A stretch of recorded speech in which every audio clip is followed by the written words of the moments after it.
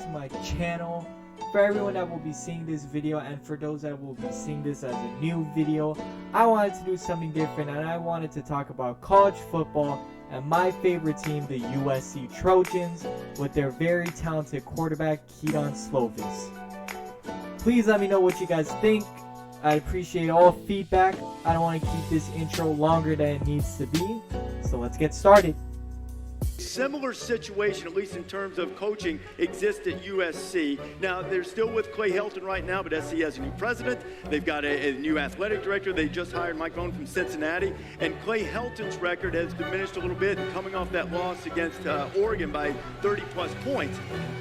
Now he's kind of coaching for his future if he can save himself. Now, SC's in a similar spot to Florida State. Yeah, I mean, this thing's been trending. I remember when Tom Herman was at Houston, and they had already, in the middle of the year, they already had Tom Herman going to USC, and USC ended up getting to the Pac-12 championship that year and had a great year. But I think this feels different. He came into this year needing to play well, and then the injuries start to mount. Tough first 6 games. It's going to be tough to hold on here. Again. Sort of got in camp, and this 3-star small school kid named Kedon Slovis, freshman. I mean, he literally walks on. The starter gets hurt. They throw him in. Coach, his poise is incredible. Yeah. He had to ask the coaches during camp if he could go to his high school prom. He's like a kid. He's like 18 years old. How do you explain him? What do you see when you watch him? I see what you saw. I saw poise, and once again, it's not some preseason game. That's a Pac-12 game against a very good Stanford team and a guy that was extremely accurate and started dropping dimes all over the place. And I think a lot of the country, myself included, really didn't know much about him. Kedon Slovis went to Desert Mountain High School to play football for 4 years. His quarterback's coach was NFL Hall of Fame quarterback Kurt Warner, which really helped in his development as a quarterback. In his senior year, he threw for around 2,500 yards with 18 touchdowns and 6 interceptions. And in his senior year, he made the 2018 Prep Star All-Western region, and he was also in the USA Today All-Arizona Honorable Mention. Now, when he finished his 4 years at Desert Mountain High School, he was ranked as a 3-star recruit, and he was ranked as the 26th pro-style quarterback in Rivals.com. Now, he had other offers from schools such as New Mexico State, but he decided to go to USC. The one thing that I hope you guys really pay attention to in this video is the poise that he has in the pocket. It's rare to see a quarterback this young be able to have such poise in the pocket, and this is going to be a reoccurring theme when he gets to USC. Kedon Slovis enrolled into USC a semester early after graduating high school early. He was originally the 3rd-string quarterback in USC spring football, but he was able to beat out Matt Fink for the number 2 position. In his very first game that he was able to suit up against Fresno State, he was actually able to get a playing opportunity because of how JT Daniels, the highly ranked recruit last year from Mater Dei, suffered a horrific injury, which I purposely didn't want to put in this video because it was really bad and no one should have to go through watching that sequence.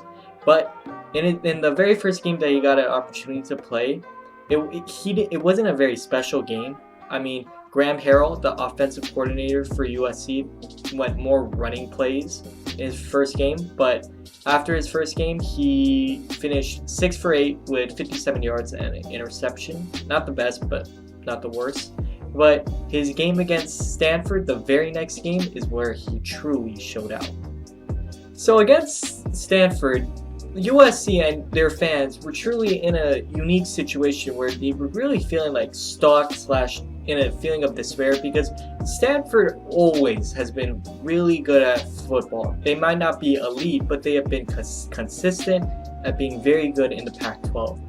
So USC is in this situation where their high-ranked quarterback from last year got minutes, got playing time, gets injured, and now here comes a freshman quarterback that has never played in the previous game, didn't have the best game, and mostly everyone thought this was going to be a murder that Stanford was going to happen. The exact opposite occurred. Kedon Slovis, in his very first game where he starts, he went 28 out of 33, 377 yards, and 3 touchdowns. He had the most yards, most touchdowns, most completions, and best completion rate set for a USC freshman in a debut. And this is where the Kedon Slovis hype train began. Now, Kedon Slovis, in his freshman season, he threw for around 3,500 yards with 30 touchdowns and 9 interceptions with a 71.9% completion rate. That completion rate that Kedon Slovis had actually broke the Pac-12 record that was previously held by Stanford quarterback Andrew Luck. Now, when we compare Kedon Slovis nationally, it's scary how good this guy was. He ranked 3rd in completion rates. He ranked 7th in passing efficiency. He ranked 9th in passing yards, and he ranked 10th in completion. And guys, he's a freshman.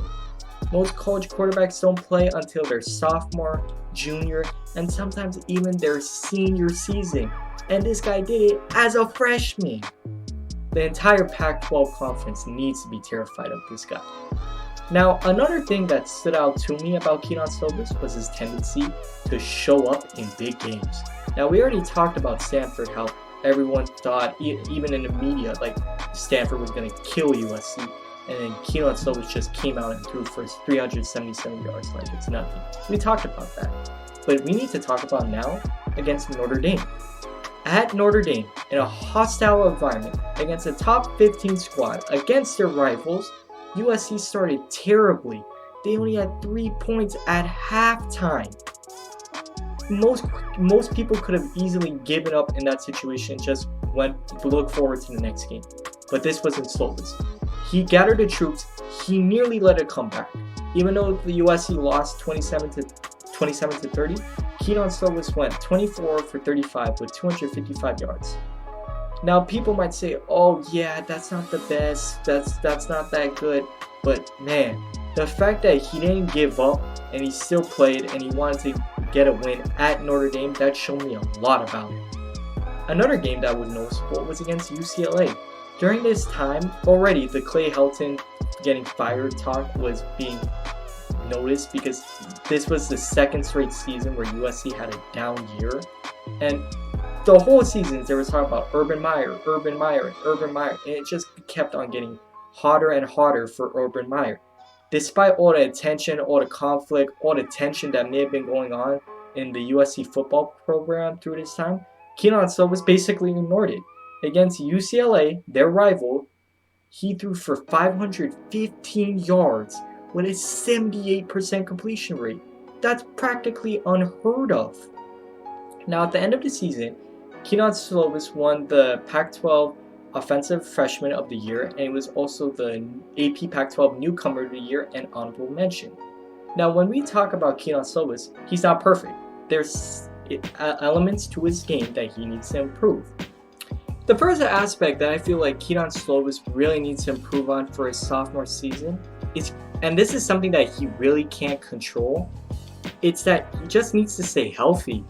In USC's game against Utah, Kedon Slovis suffered a concussion injury where he wouldn't be able to play in their next game against Washington. And in that game against Washington, it was a rough game to watch. It was a terrible game to watch because USC got destroyed.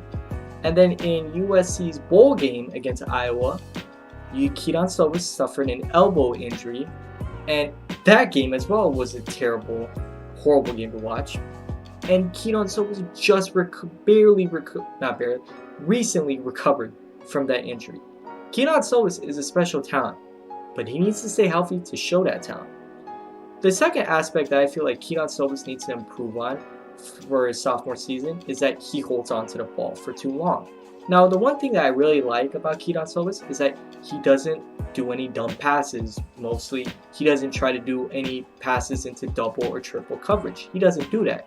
But I feel like, especially on a 3rd and 7 or a 3rd and 8, basically a 3rd and long, where USC, if they don't get the completion, they're going to have to punt the ball away. He holds on to the ball trying to make a play, but in those situations, the defensive linemen on the opposing team eventually get to Kedon Slovis and sack him. And Kedon Slovis doesn't need to take any unnecessary hits. In those situations, he should just see, okay, we're not going to be able to get the play. No one's open. Let me throw the ball away. We'll get it back next possession. Kedon Slovis is a special talent. We can only hope that he reaches the heights that everyone hopes that he will get to. If you guys like this video, please leave a like. Peace.